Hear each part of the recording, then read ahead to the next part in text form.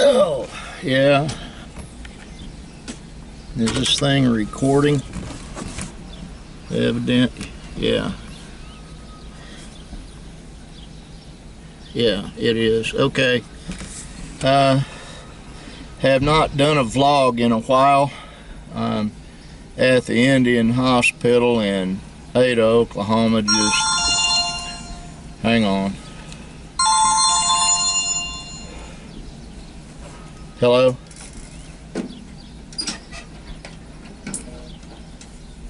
Goodbye.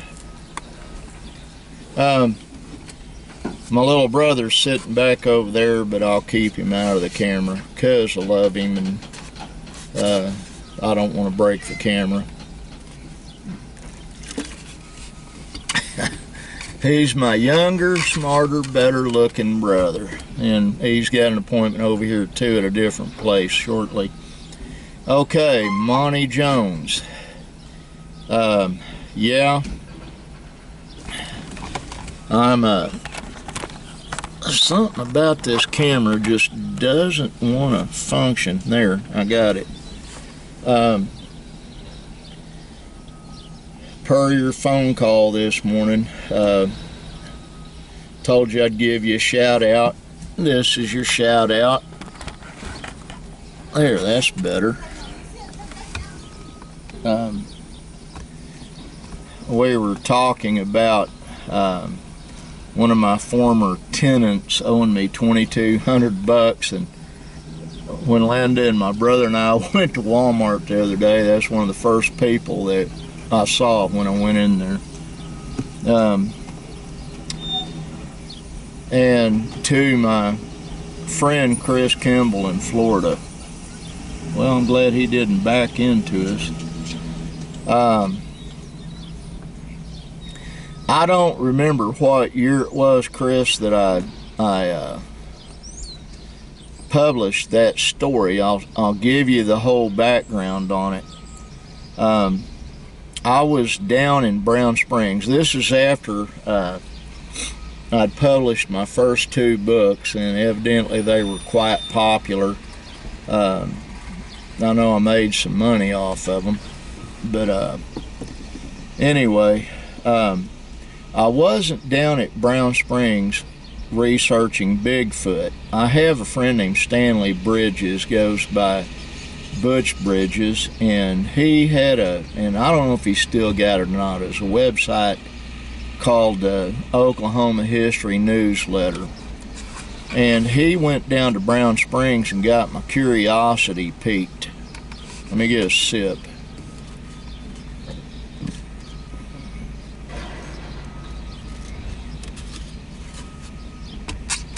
And I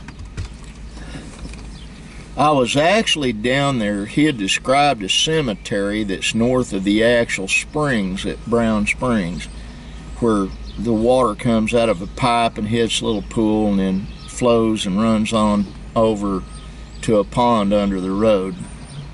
So I found the springs and I hiked up and I found this cemetery. The reason the cemetery was of interest to me is because Butch Stanley, his nickname's Butch.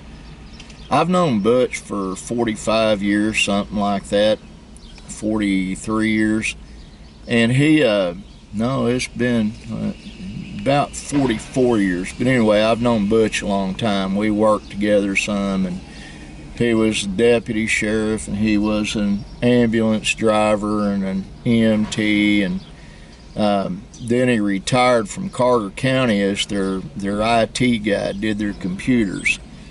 Really good at that. He's done some for me. But anyway, I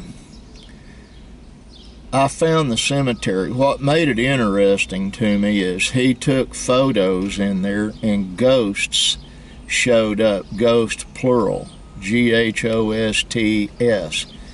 showed up in his photographs, and he published all that, and so I wanted to go see.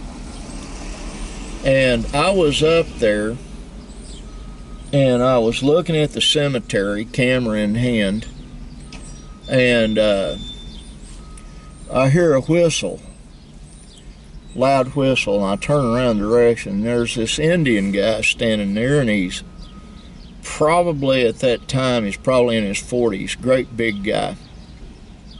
And he said, "Do you have someone buried up here too?" And I said, "No, sir, I don't."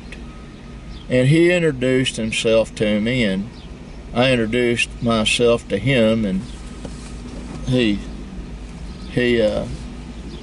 we got to talking about Bigfoot and the fact that I was a published author and all that. And his name was Thomas Claw. Only I believe him when he said that was his name, and he had a notebook with him. What he was doing was writing down dates off of all the tombstones in there that he could see, and a couple of them he showed me some deals where he took some charcoal and pressed a paper up against tombstone and rubbed the charcoal and got names that way. So we got talking, and he had this notebook, and I recorded what he had written in there, and he's who I got that story about the 1855 Bigfoot War. He told me he was a descendant of a guy named Thomas Tubby, and he had all the names written down, everything. He had the river they crossed, which I don't remember. It was actually really detailed, but he didn't write it as a story. He was writing it as a documentary on things he was researching. And he told me something that stayed with me, and Butch told me this: don't be down at Brown Springs after dark. Well, I've got a bunch of stories about me going down there after dark, and I've always had this motto: if it bleeds, I can kill it. He wasn't talking about Bigfoot. He was talking about Hatakofi, or the dog man, down there. And he said there's dog men along the river and in those woods, and he verified something that Butch had related to me about a woman and her boyfriend meeting down there. And I won't go into it in detail on this. Message me on Facebook and I'll fill you in on what little kids watch this vlog. But he related to me about a murder that happened down there, and evidently there's been a lot of murders down there and a lot of missing people. But he gave me the whole spiel on Greenwood LaFour and the Tubby brothers and the Bigfoot and the whole 9 yards. And I pretty much wrote it down like he told it to me. I had a tape recorder, and I've still got that tape somewhere. But if you've seen the videos, the inside of my office, I got so much stuff in there. And then in the shop next door to me, I got so much stuff overhead in there and crowded on the shelves. And then you go through another door into Brandon's old office, and I got stuff crammed into there. And then I got stuff crammed into storage buildings. Then I got stuff crammed into every nook and cranny you can think of. And my old house over in Darty, I got stuff crammed all over in that thing and in the storage building attendant to it. And I just decided I was going to leave it alone. I didn't want to go look at any of it. But anyway, as far as the truthfulness of that story, little brother, I don't have a clue. I do not know one way or another. I will not verify it's true for anybody because I don't know. I had several stories this guy gave me, and I published 2 or 3 of them. And one of them, he told me, was verified by Butch Bridges. Butch is the one that told it to me first. And there was also a police officer working over at Hilton, Oklahoma, that at that time was a reserve deputy for Carter County, about this man and woman being murdered over there. And I got information from him.